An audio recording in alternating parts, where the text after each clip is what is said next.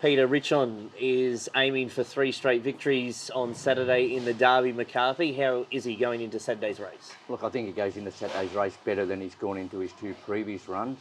I think he showed at his last start that he'd certainly stepped into that better than what he had first up at Doomben that day, and I think he's come on really nicely from that, albeit this is his hardest assignment so far, but he goes in there really good order. Another tricky barrier draw, and it's obviously going to be a fast run race with some really speedy 3-year-olds engaged. How do you sort of see the first 200 metres working out for him? Yeah, look, I think he's a sort of horse he doesn't seem to get too many favours, but as he showed his first 2 runs, his prep, you know, he's probably as quick as any horse going to the races. So from the 9 there, he's certainly going to go forward. He's going to naturally want a bit of luck in that first, 200 or 300 metres. But look, I think he's got the speed to offset the barrier draw, to be quite honest with you. You've been a believer that he could potentially get 1,200 metres in time, and now he steps to 11:10 this preparation? Yeah, look, I thought he showed the other day that he was strong through the line the other day, which tells me I think he'll run 1,200. Yeah. So I don't think the distance on Saturday in that greater race is going to worry him. It's just going to come down to whether he gets that luck early in running. Probably get a slightly rain-affected track, maybe a 6 come Saturday. No issues with him there? No, I think he's got an economical enough sort of stride that tells you that he's going to handle a soft track, and he's good on his feet. So look, at this stage, I don't think it's going to be a query. You never know till you put him under pressure on them sort of surfaces, but it gives every indication that he's not going to be too concerned about it. For a colt, he's got a great temperament, but it wouldn't melt in his mouth, would it?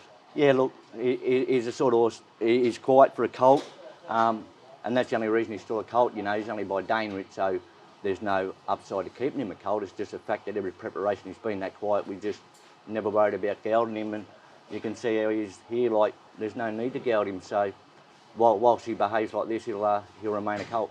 Peter, 1 nomination for the Aquis Park Poly Track on Saturday, Boston of Tuffy in a maiden, newcomer to the stable, formerly with Joe Pride.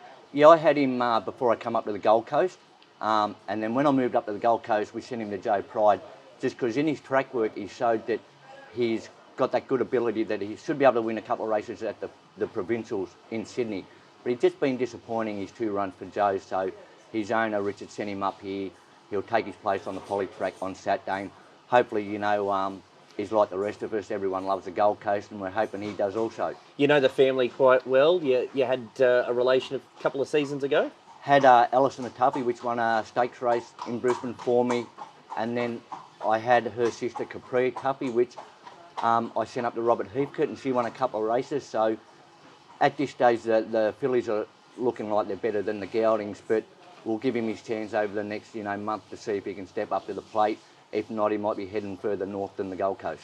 Been a couple of months since we last chatted to you, settling in well, stables ticking over nicely? Yeah, settled in terrific. It's a great stable complex, it's a great place to train, and we started off nicely, so hopefully we can keep the stable rolling and build up the numbers as we go forward and try and find a few more RICHONs along the way. Thanks for your time, Pete. Thank you.